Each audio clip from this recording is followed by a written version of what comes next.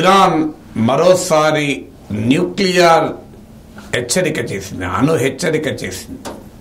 మేము అవసరమైతే మా అణు విధానాన్ని మార్చుకుంటాం, అణుబాంబు తయారు చేస్తాం.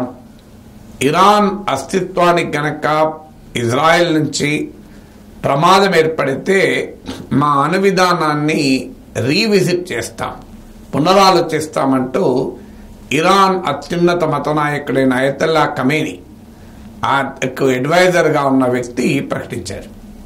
2021లో కూడా ఇరాన్ ఇంటెలిజెన్స్ చీఫ్ ఇదే రకమైన హెచ్చరిక జారీ చేశాడు. పశ్చిమ దేశాలు గనక ఇరాన్ అస్తిత్వానికి, ఇరాన్ ఎగ్జిస్టెన్స్కు ప్రమాదాన్ని తెచ్చిపెడితే మేము మా అణు విధానాన్ని మార్చుకొనైనా అణుబాంబు తయారు చేస్తామని. ఆ సమయంలో ఇరాన్ పైన తీవ్రమైన ఆంక్షలు అమెరికా పెడుతున్న వేళ ఇరాన్ ఈ హెచ్చరిక జారీ చేసింది. ఇంటర్నేషనల్ అటామిక్ ఎనర్జీ ఏజెన్సీ సంక్షోభాన్ని నివారించేందుకు చర్చలు మొదలుపెట్టింది.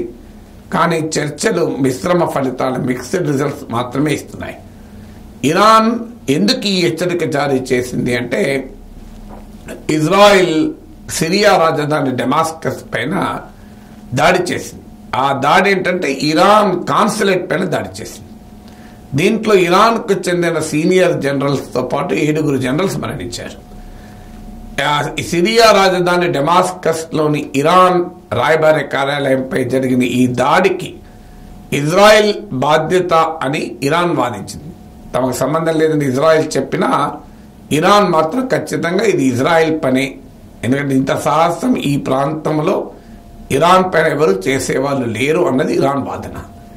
దీనికి ప్రతీకారం తీసుకుంటామని ఇరాన్ హెచ్చరించింది. ఆ హెచ్చరించిన దాని విధంగానే ఇజ్రాయెల్ పైన డ్రోన్లతో, మిసైల్స్తో దాడి జరిపింది. దాడి జరిపిన తర్వాత ఇజ్రాయెల్ మళ్ళీ రిటాలియేట్ చేస్తుందేమన్న భయం వ్యక్తమైంది. అమెరికా కూడా ఇజ్రాయెల్ వారించింది. కానీ ఇజ్రాయెల్ కూడా ఇరాన్ న్యూక్లియర్ ఫెసిలిటీస్ ఉన్న నగరం పైన దాడి చేసింది. అయితే ఇరాన్, ఇజ్రాయెల్ ఈ దాడి చాలా క్యాలిక్యులేటెడ్గా చేశాయి. ఎలాంటి తీవ్రమైన ప్రాణ నష్టం కానీ, ఆస్తి నష్టం కానీ జరగకుండా చేశాయి. అంటే తమ అటాక్ సింబాలిక్గా తాము దాడి చేశాము అనేది ఒక మెసేజ్ పంపేలా చేశాయి.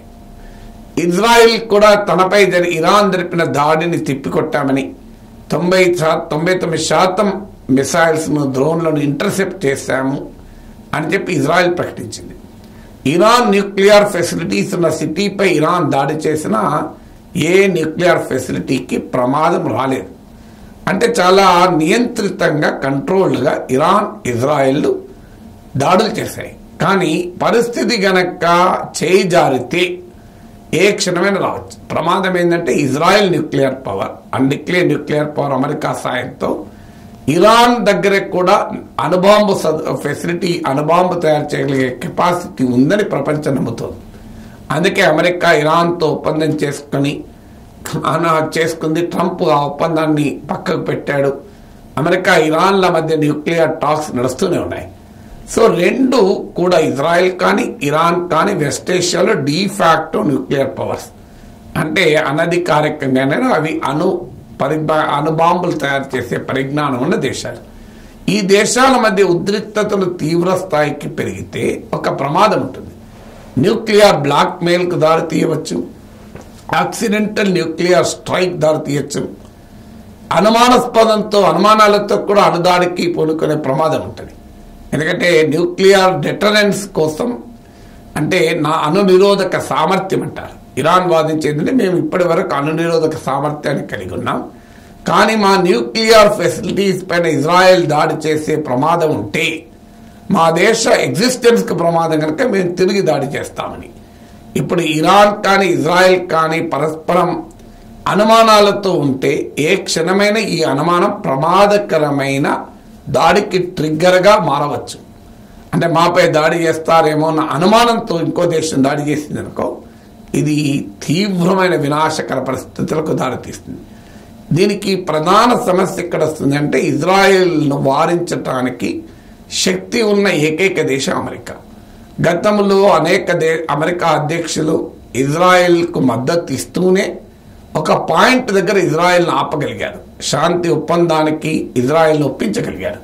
కానీ అమెరికా నో హోల్డ్స్ బార్ అంటారు, అంటే ఎలాంటి మినహాయింపులు లేని, ఎలాంటి ఆంక్షలు లేని సంపూర్ణ మద్దతు ఇజ్రాయెల్కి ఇస్తోంది.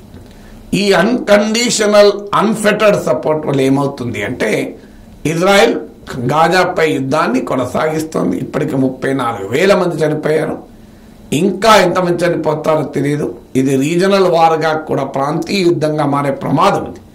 అంటే మధ్యవర్తిగా ఉండి పరిస్థితిని చక్కబెట్టాల్సిన అమెరికా పూర్తిగా ఇజ్రాయెల్ తరఫున ఉండే వరకు ఎవరు మీడియేట్ చేయాలి? ఇప్పుడు ఉదాహరణకు గాజాలో సీజ్ ఫైర్ కొరకు ఈజిప్ట్, ఖతార్ కొంత ఇనిషియేటివ్ తీసుకున్నాయి. హమాస్ అంగీకరించింది, కానీ ఇజ్రాయెల్ తిరస్కరించింది. ఇప్పటికీ ఆ రఫా అంటే పాలస్తీనా గాజాలో నగరమైన రఫాపై కూడా ఇజ్రాయెల్ దాడి చేస్తుంది. అందువల్ల ఇప్పటికైనా అంతర్జాతీయ సమాజం, ఇంటర్నేషనల్ కమ్యూనిటీ పశ్చిమాసియాను to the brink of nuclear catastrophe అంటే అణు వినాశకర పరిస్థితుల దగ్గరికి తీసుకురాకుండా జాగ్రత్త పడాల్సిన సమయం ఆసన్నమైంది.